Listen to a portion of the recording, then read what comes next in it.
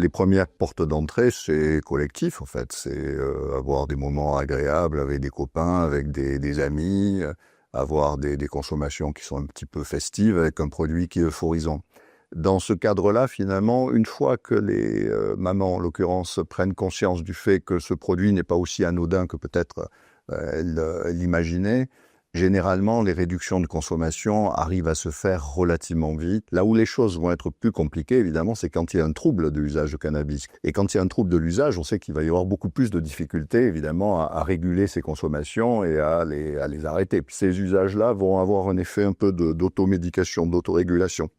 C'est-à-dire quand ils correspondent chez la personne à des difficultés du vie, à des troubles du sommeil, à des difficultés familiales, des difficultés conjugales, un trouble dépressif, enfin toutes sortes de raisons qui vont faire que ces personnes-là ont un niveau de stress relativement élevé et où le cannabis va être utilisé en fait à des fins de sédation pour arriver à dormir, à être moins perturbé par ces difficultés de vie. Et où on voit que dans une large mesure, les personnes qui basculent dans le trouble de l'usage sont justement pas des personnes qui ont choisi. C'est vraiment quelque chose qui est issu à des facteurs causaux croisés, qui sont pour partie des facteurs génétiques, mais aussi des facteurs socio-environnementaux. Alors un point clé sur ce plan-là, c'est qu'on sait que parmi les facteurs de vulnérabilité majeurs de la bascule vers l'addiction, il y a les traumas et les traumas infantiles. Les jeunes femmes qui auront subi pendant leur enfance des traumas infantiles sont beaucoup plus à risque, une fois qu'elles auront rencontré des produits au moment de l'adolescence, de basculer vers le trouble de l'usage. C'est là qu'elles se rendent compte que c'est pas une question de volonté, c'est vraiment une question de capacité.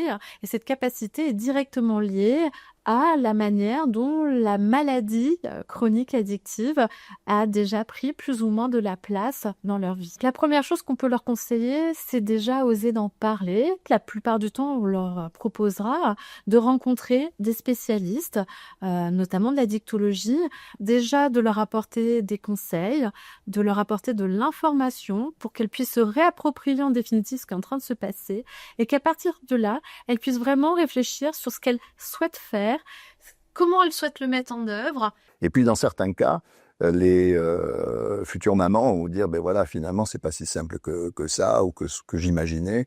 J'arrive à peu près à réduire, mais j'arrive absolument pas à arrêter. Non, réduire, c'est déjà bien.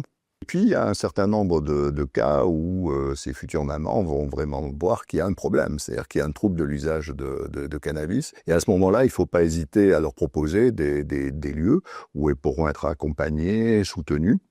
Et notamment, il faut évidemment y penser, les centres de soins d'addictologie, les XAPA, qui sont tout à fait à même d'accompagner ce type de problématiques. Et alors, pour des conduites très stigmatisées comme les usages de drogue pendant la grossesse, c'est très bien justement de pouvoir disposer de dispositifs de rencontre ou d'écoute, tels que Drogue Info Service, qui permettent soit au téléphone, soit par chat, d'avoir un échange avec quelqu'un. Et alors même qu'on imagine que le regard va être soupçonneux ou critique, là au moins on a la garantie que ça va pas être le cas, donc ça peut être facilitant.